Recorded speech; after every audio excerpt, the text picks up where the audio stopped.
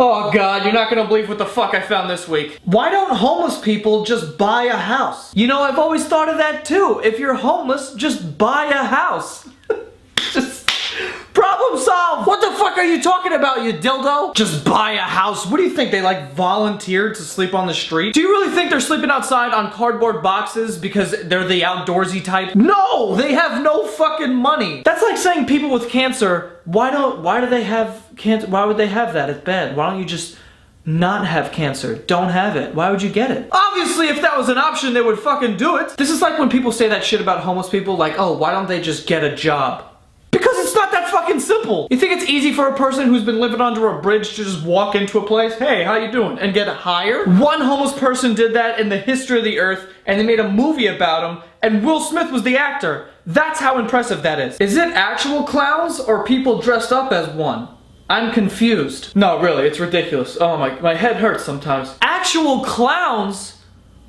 What do you think clowns are? Like an actual species? They're just like their own thing? Like there's these people that are born with red noses, size 37 feet, and red afros? I love how this girl ended this tweet also with the parentheses, I'm confused, like that was necessary. Clearly you're fucking confused. We know that. Multiple law enforcement agencies are stationed here at this middle school in Aberdeen. Alright, now listen, I'm not trying to take away from the crime that may or may not have happened at this middle school, but what the fuck is law enforcement? Law enforcement is a thing, but law enforcement are just three words that mean absolutely nothing when you put them together. Maybe this guy should stop taking pictures of the middle school and march his ass in there and enroll in some classes, because he doesn't know what the fuck's going on. Vent alert! This should be good. I tell my sons to write their spelling words, and my 10-year-old said it's too hard and he don't want to do it.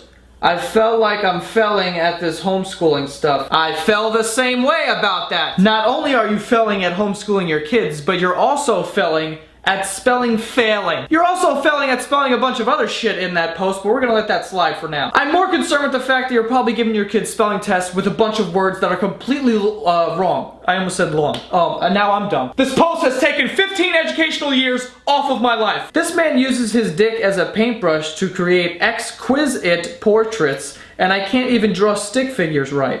Shaking my head. Okay, just give me a second, because as I read that, blood shot out of my ass. I don't really know where to begin with this. I guess we'll start with exquisite. Believe it or not, but that's one word. It's exquisite. And you know, I would be less upset if you just spelled the word wrong. But the fact that you spelled it the way you did is unbelievable. But to be honest, that's the least of my worries here. I don't want you guys to let the misspelled word distract you from the fact that Pablo Picasso over here is making dick paintings. This man is taking his dick, dipping it in paint, and then drawing with it. How does that happen? How do you decide that you're gonna start using your dick as a paintbrush? Like, did he run out of brand new brushes and he was too lazy to go to the store? He's like, whatever, this'll do. I'll just try this. And doesn't that hurt? Like, if I get soap in my pee hole, it feels like my dick's on fire. And this guy's dipping his dick in paint and then smearing it on a canvas. He's either got the strongest dick skin in the entire world,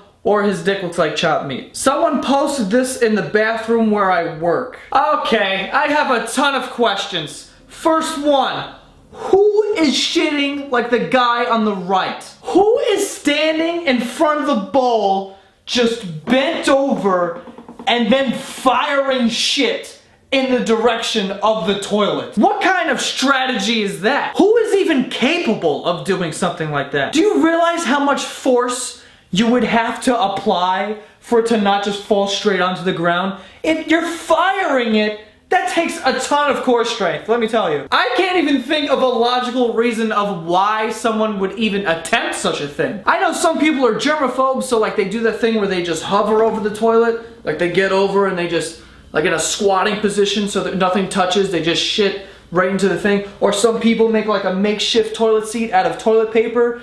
But who is just bending over and then blowing shit out of their ass as hard as they can? My second question, because the person said I found this in the bathroom at work, who is hiring this wild shitting maniac? At no point during the interview did you know that this person was clearly out of their fucking mind. You know what? That's not fair. That wouldn't come up in an interview. Like, yeah, no one would ask, do you shit normally or do you just blow it out of your ass. You also gotta think about, like, how many times has this happened? Because this definitely isn't the first time. Because the first time this happens, the boss will come over and he'll just make a sign with like pen and paper that says, please leave the bathroom the way you found it, and he puts it on the wall so everyone sees it and says, okay, we have to be cleaner. The second time this happens, maybe he calls a meeting. Everyone gets in the room, he stands in the front and goes, listen, I'm really concerned. This is the second time we found an entire toilet bowl covered in shit. Looks like a shit grenade went off. Let's get it together here and not have that happen again. But the third time this happens, you're like, okay, clearly I'm not getting through to people, so I need to draw out how to properly take a shit and make a diagram for people so they know how to do it. It's amazing. That's amazing. Anyway, that's all for this week's video. Don't forget to subscribe to my podcast. It's called The Basement Yard. It comes out every Monday on iTunes and SoundCloud. And if you're interested in sports, I have a sports podcast called Veterans Minimum. That comes out on Friday on iTunes and SoundCloud. And you can go follow at Santagato Studio on Twitter to find out everything that I'm doing. And I'll see you guys next week.